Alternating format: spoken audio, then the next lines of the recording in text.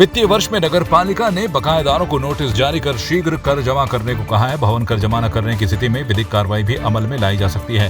नगर पालिका का लगभग 7 करोड़ रुपए का कर वसूला जाना है, जिसको लेकर विभाग ने कार्रवाई शुरू कर दी है। इस बारे में जानकारी देते हुए नगर पालिका के कर अधीक्षक विनय प्रताप सिंह ने बताया कि नगर पालिका ने सभी बकायेदारों को नोटिस जारी कर दिए हैं। उन्होंने कहा कि कई लोगों ने लगभग 4-5 वर्षों से कर जमा नहीं किया है। तय समय पर कर जमा न करने पर विधिक कार्रवाई भी अमल में लाई जाएगी। इस फाइनेंशियल ईयर में हमने जो है जो लोकल और जो बाहर के लोग हैं उनको जो है नोटिस देने की कार्रवाई हमने दे दी है और उनको बिल भी हमने भेज दिया है ताकि वो जो है तय समय पे अपना जो है कर का भुगतान कर सके। लगभग जो रिकॉर्ड बता रहे हैं अभी लगभग 7 करोड़ रुपया जो है हमारा एरियर बन रहा है और लगभग 4 करोड़ जो है इस साल की हमारी डिमांड है। अभी जैसे मसूरी की जैसे ये व्यवस्था बनी है, यहाँ पे फ्लोटिंग पॉपुलेशन काफ़ी ज़्यादा रहती है, तो हमारा प्रयास है जो बाहर से लोग आते हैं उनको भी हम लोग जो है तय समय पर जो उनका जो है कर का भुगतान करा सके। अब अगर नोटिस मिलने के बाद भी अगर लोगों द्वारा अपना भवन कर नहीं जमा कराया जा रहा है तो एक हम लोग उनको सार्वजनिक सूचना प्रकाशित कराएंगे कि उनकी संपत्ति की हम लोग नीलामी भी करा सकते हैं। तो इससे बचने के लिए मेरा उनसे अनुरोध है कि अपने जो है तय समय पर अपना भवन कर का भुगतान वो पालिका को कर दें। बागेश्वर पर्यटक आवास गृह सभागार में कांग्रेस के प्रदेश कार्य समिति के सदस्य पूर्व जिला पंचायत अध्यक्ष हरीश एठानी ने प्रदेश सरकार और जिला प्रशासन पर आपदा प्रबंधन में नाकाम रहने का आरोप लगाया है। दूसरी तरफ भाजपा कार्यालय में जिलाध्यक्ष इंद्र सिंह की अध्यक्षता में वार्ता हुई। कांग्रेस पार्टी की ओर से लगाए गए सभी आरोपों को खंडन करते हुए अनर्गल बयानबाजी का आरोप लगाया। पीसीसी सदस्य ने कहा कि प्रभारी मंत्री सौरभ बहुगुणा के हालिया भ्रमण कार्यक्रम से उम्मीद थी, लेकिन उनके कार्यक्रम को देखकर लगा कि वो आपदा का प्रबंधन करने की जगह बीजेपी के बूथों का प्रबंधन करने पहुंचे थे। बहुत बुरे हाल हैं। 2 दिवसीय दौरा प्रभारी मंत्री का रहा, वो आपदा में कम बूथ प्रबंधन में ज़्यादा रहे, क्योंकि बाई इलेक्शन आने वाला है तो आपदा कहीं ना कहीं बूथों में आने वाली है, जिस तरह से आज हालात बने हुए हैं। मेरा सभी से अनुरोध है, दलगत राजनीति से ऊपर उठकर आप केंद्र सरकार से जो 10% हिमालयी राज्यों के लोग हैं, 1 अरब 40 करोड़ लोगों में से 14 करोड़ लोग जो हम लोग हैं हिमालयी क्षेत्र के, आज हमारे उन मानकों को कहीं ना कहीं बदलने की ज़रूरत है। मानक बनाए गए हैं 90% उन लोगों के लिए जो मैदानी क्षेत्र के लोग हैं। 2017 से 2019 से नाले की स्थितियां जस की तस बनी हुई, लोगों की उपजाऊ जमीन सब बह गई हैं। का काम केवल आरोप लगाना है। आपने अभी भी देखा, पूर्व में भी विपक्षी द्वारा कई आरोप लगाए जाते हैं, लेकिन इनके आरोप सब निराधार हैं, क्योंकि माननीय मंत्री जी द्वारा जो बागेश्वर भ्रमण आपदा के लिए किया गया था, उन्होंने सभी अधिकारियों को बैठाकर एक एक चीज़ संज्ञान में ली और जितने भी क्षेत्र में आपदाएं आए, चाहे वो जनहानि हुई, चाहे वह पशु हानि हुई, चाहे वो अन्य क्षतिग्रस्त आंशिक रूप से यहाँ पूर्ण रूप से मकान हुए, सबका संज्ञान लिया और सख्त निर्देश दिए सभी अधिकारियों को कि आप तुरंत इसमें अमल लें और कार्रवाई करें और तुरंत इनका समाधान करें। और ऐसा नहीं कि प्रशासन भी कार्य नहीं कर रहा है। जो विपक्षी द्वारा आरोप लगाए जा रहे हैं कि प्रशासन काम नहीं कर रहा है, प्रशासन भी पूरा मुस्तैदी से काम कर रहा है। कांग्रेस की तरह ऐसा है कि संगठन का कहीं नाम है नहीं उनका। उन्होंने ये कहा कि मंत्री जी बागेश्वर में आके बूथों का सत्यापन कर रहे हैं। हमारे मंत्री जी को कहाँ बूथों के सत्यापन करने की ज़रूरत पड़ रही है। हमारे पास तो 6,500 ऐसे पदाधिकारी हैं जो बूथों के सत्यापन में लगे हैं। 2018 बैच की आईएएस आकांक्षा कोंडे ने अल्मोड़ा जनपद की मुख्य विकास अधिकारी के रूप में कार्यभार संभाल लिया है। कोंडे इससे पूर्व महाप्रबंधक सिडकुल हरिद्वार के पद पर तैनात थी। इस दौरान उन्होंने अल्मोड़ा की संभ्रांत जनता का अभिवादन करते हुए कहा कि केंद्र सरकार तथा राज्य सरकार की सभी योजनाओं का लाभ लोगों तक पहुंचाना तथा योजनाओं का सही क्रियान्वयन करना उनकी प्राथमिकता में रहेगा। मैं सीडीओ के पद पर यहाँ पे आई हूँ और मेरी प्राथमिकता यही रहेगी कि जितनी भी भारत सरकार की, हमारे राज्य सरकार की जितनी योजनाएं हैं वो धरातल तक पहुँचें, जिसको पहुँचनी चाहिए वो पहुँचें और काम की गुणवत्ता भी जो है वो मेंटेन रहे। और इसके अलावा जो जनता के द्वारा या मीडिया के थ्रू जो भी समस्याएं समय समय पर मुझे बताई जाएंगी, कोशिश की जाएगी कि उसको सही तरीके से उसका निस्तारण किया जाए। पहाड़ों में स्वास्थ्य सेवा पहुंचा पाना वैसे ही सरकार के लिए एक चुनौती है। उस पर सरकार के ठेके पर चलाई जा रही आपातकालीन 108 सेवा अब जगह जगह मरीजों को दगा देने लगी है। अल्मोड़ा के राष्ट्रीय राजमार्ग 109 पर आपातकालीन सेवा का वाहन पिछले 2 दिन से सुनसान जगह पर खड़ा है। आपातकालीन सेवा के कर्मचारियों ने बताया कि कई बार अपने उच्च अधिकारियों से एम्बुलेंस की तकनीकी समस्याओं के बारे में बात की जा चुकी है, लेकिन कोई नतीजा नहीं निकल पा रहा है। ये 108 सेवा है सरकार की, और सरकार की ये है कि तत्कालीन सेवा मिलनी चाहिए। और लेकिन आज देखिए हमारा दुर्भाग्य यह है, क्षेत्र में इस गाड़ी की मांग करते करते मेरे को 1 साल हो गया कि हमको सही गाड़ी दे दीजिए। कि क्षेत्र का मामला है, कभी ये गाड़ी चकुटिया से भेजते हैं, कभी ये गाड़ी सोमेश्वर से भेजते हैं, कभी रानीखेत से भेजते हैं। और सरकार का कहना है, हम बोलते हैं जिला योजना भी मैं माननीय मंत्री जी से के भी संज्ञान में ये बात लेके आया था कि ये गाड़ियों को चेंज करना ज़रूरी है, क्योंकि आज हमारे क्षेत्र की भौगोलिक परिस्थितियाँ ऐसी है कि ये गाड़ियों में पानी डाल डाल के इनको चलाना पड़ रहा है। आज स्थिति ऐसी है, आज कोई भी कहीं पर भी कोई मरीज होता है तो वहाँ तक पहुँचने में तत्काल सेवा को आपका 2 से ढाई घंटा लग जाता है, और परेशानियाँ हमारे लिए हो जाती है। हम यहाँ पर जनप्रतिनिधि हैं तो लोगों के फ़ोन हमको आते हैं। हल्द्वानी के एक पूर्व सैनिक परिवार ने धामी सरकार के अधिकारियों पर भूमाफियाओं से सांठगांठ का आरोप लगाते हुए आगामी 1 अगस्त से हल्द्वानी नगर निगम कार्यालय में आमरण अनशन पर बैठने की चेतावनी दी है। मामला हल्द्वानी शहर के पटेल चौक के समीप का है, जहां सरकारी नजूल भूमि पर किए गए भूमाफियाओं के अतिक्रमण का है। हल्द्वानी क्षेत्र में भूमाफियाओं का खेल दिन रात जारी है। वहीं सरकार नजूल की जमीन पर अवैध रूप से कब्जा कर हल्द्वानी क्षेत्र के भूमाफिया लाखों नहीं करोड़ों रुपए कमा रहे हैं। मैं माननीय मुख्यमंत्री जी को हल्द्वानी में हुए एक अवैध निर्माण के संबंध में बताना चाहता हूं, जो विकास प्राधिकरण के कार्यालय से महज 200 मीटर दूरी पर है।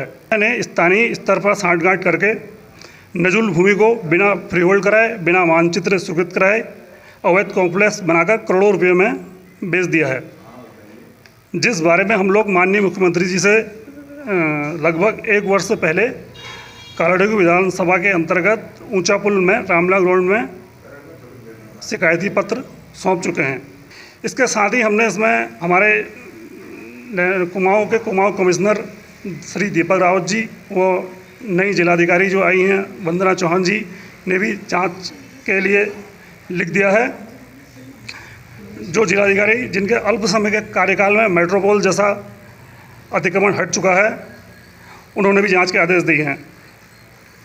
इसके पश्चात भी संबंधित विभाग की कार्रवाई की प्रक्रिया बिल्कुल कछुआ गति से चल रही है। अतः मैं धामी जी से निवेदन करता हूं, इस अवैध निर्माण को ध्वस्त करने व इस बेशकीमती ज़मीन को सरकार अपने कब्जे में ले, जिससे भूमाफिया के हौसले पस्त हों और ये एक भूमाफिया के लिए नज़ीर बने। कार्रवाई नहीं होती है तो निश्चित तौर पे आमरण अनशन पर बैठेंगे। ये कहना चाहती हूँ कि मैं एक सैनिक परिवार से हूँ। जो मेरे साथ एक ये अन्याय अधिकारियों द्वारा किया जा रहा है, ये नजूल की भूमि में इनके द्वारा अतिक्रमण किया गया है, और जिसकी मेरे पास सूचना के अधिकार से सब जानकारी है। इनके खुद कागजों द्वारा मुझे लिख के दिया जा रहा है कि सरकारी ज़मीन है, नजूल भूमि है, और जो फ्री होल्ड के लिए आवेदन नहीं है, और विकास प्राधिकरण कह रहा है कि इसमें नक्शा स्वीकृत नहीं है। तो सर मैं 3 साल से दर दर भटक रही हूँ, और ये मुझे कोई उसमें वो नहीं कर रहे, कार्रवाई नहीं कर रहे। मैं आज इस चैनल के माध्यम से ये कहना चाहती हूँ, अगर इन अधिकारियों द्वारा, जिम्मेदार अधिकारियों द्वारा अगर इसमें अब कार्रवाई नहीं करी गई है, तो मैं 1 तारीख को नगर निगम में और परिवार सहित अनशन में बैठने के लिए तैयार रहूँगी। तो राज सेवा वाली बात जहाँ पर आप देख ही रहे हैं, लगातार जो हमारे अध्यक्ष जी हैं और जिलाध्यक्ष जी हैं, ये लगातार सक्रिय हैं। हालांकि हम लोग टाइम तो देते हैं, पर इनके बराबर टाइम नहीं दे सकते हैं। पर अगर ऐसी कोई बात रही, जो हमारी बहन है अभी अपनी समस्या को लेके आई हैं, इनकी रोजी रोटी के लिए भी इनका बड़ा संकट पैदा हो गया है, और ये भाई साहब हैं, इतने लंबे टाइम से ये लोग संघर्ष कर रहे हैं। इन्होंने मुख्यमंत्री जी से बार बार बोला है, ऐसा तो नहीं है कि मुख्यमंत्री जी को मालूम नहीं होगा, और अभी भी ये उनसे रिक्वेस्ट ही कर रहे हैं।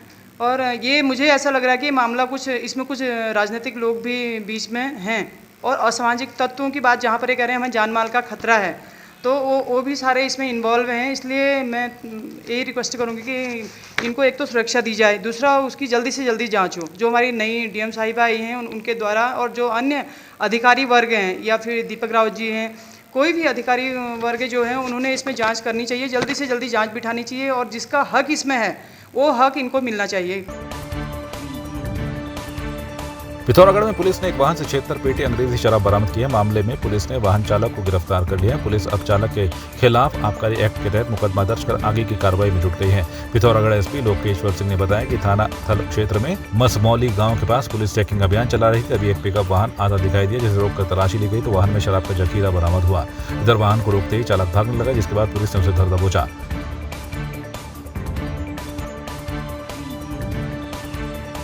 उत्तरांचल प्रेस क्लब में संयुक्त किसान मोर्चा ने प्रेस वार्ता की, जिसमें उन्होंने बताया कि वो सभी पिछले कई दिनों से टाउनशिप योजना का विरोध कर रहे हैं, जिसके बारे में उन्हें कुछ समाचार पत्रों और सरकार से पता चला कि डोईवाला में 2 टाउनशिप बनने जा रही हैं। जब हजारों किसानों ने इसका विरोध किया तो मुख्यमंत्री और शहरी विकास मंत्री का बयान एरो सिटी को लेकर सामने आया। साथ ही किसान मोर्चा का कहना है कि यदि सरकार की मंशा साफ है तो इन खबरों का खंडन किया जाना चाहिए।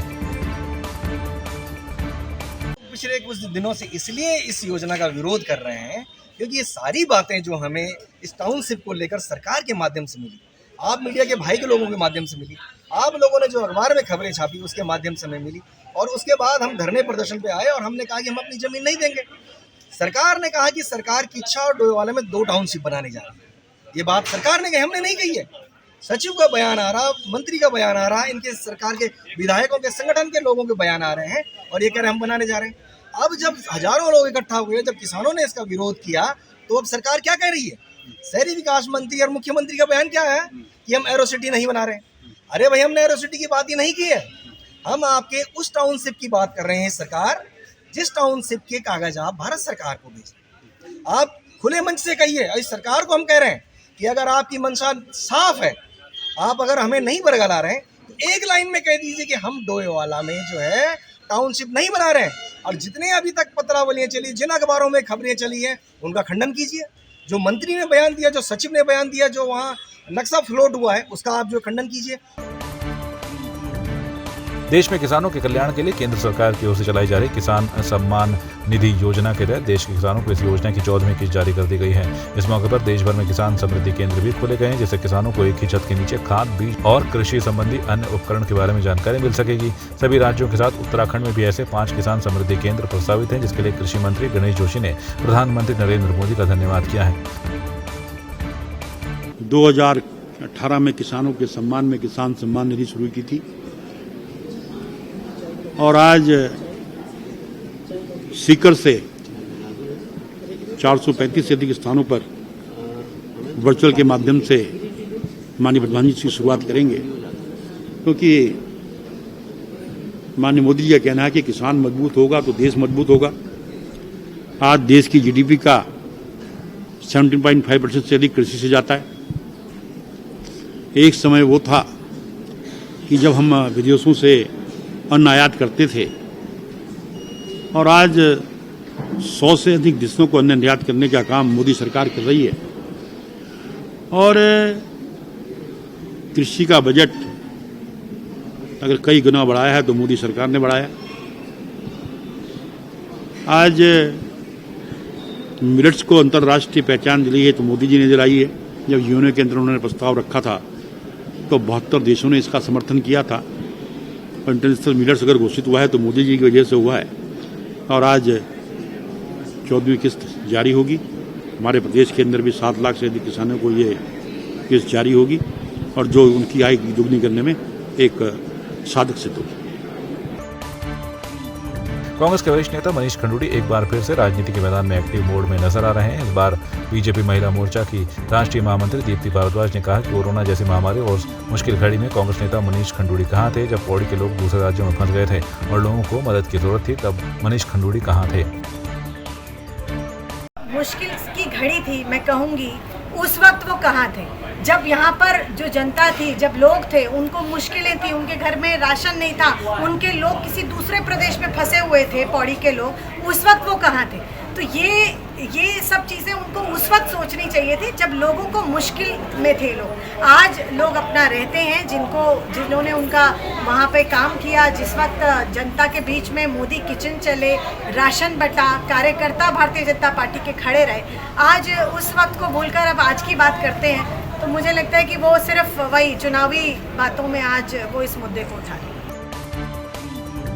देहरादून में महानगर कांग्रेस के अध्यक्ष जसविंदर सिंह गोगी के नेतृत्व में कार्यकर्ताओं सीईओ स्मार्ट सिटी कार्यालय पहुंचे, जहां कांग्रेसियों ने स्मार्ट सिटी के कामों में देरी और बारिश में शहरवासियों को हो रही परेशानी पर प्रदर्शन किया। देहरादून के राजेंद्र नगर स्थित स्मार्ट सिटी कार्यालय के बाहर कांग्रेस कार्यकर्ताओं ने जमकर नारेबाजी की। कांग्रेसियों ने चेतावनी दी है कि जन समस्याओं को जल्द निवारण नहीं होने पर शहरी विकास मंत्री का घेराव किया जाएगा। इसका विरोध करेंगे, प्रदर्शन करेंगे और सड़कों पर रहेंगे, और जब तक महानगर कांग्रेस कमेटी प्रदर्शन करती रहेगी, जब तक ये हमारी बात समझे ना। और साथ साथ मैं ये भी आपको अवगत कराना चाहता हूँ, इसके लिए हमने डीएम कार्यालय में प्रदर्शन करना, वहाँ भी करेंगे, और अगर मुख्यमंत्री जी का घेराव करना पड़ा तो वहाँ भी हम कार्यक्रम करेंगे। और ये कार्यक्रम तब तक चलते रहेंगे जब तक ये हमारी बात इन्हें समझ नहीं आ जाती और ये जो पूरे शहर में जो अधूरा काम है तब तक पूर्ण नहीं हो जाता।